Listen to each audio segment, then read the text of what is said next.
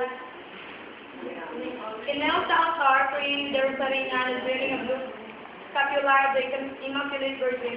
There is the apple.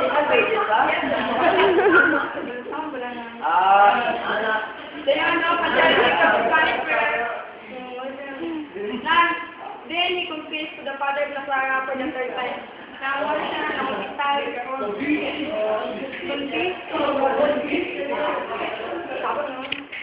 At 3 a.m., Father Balakert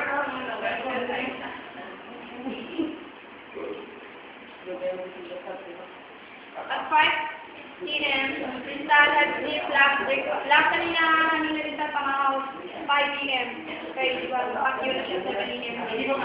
Last niya pangakaw 5 p.m. After the breakfast, pagkatapos ng breakfast, he autographed some religious pictures and books which were last souvenirs for another. This sister Josefa and sister Trinidad, son, si Josephine Bracken, abot si Rita.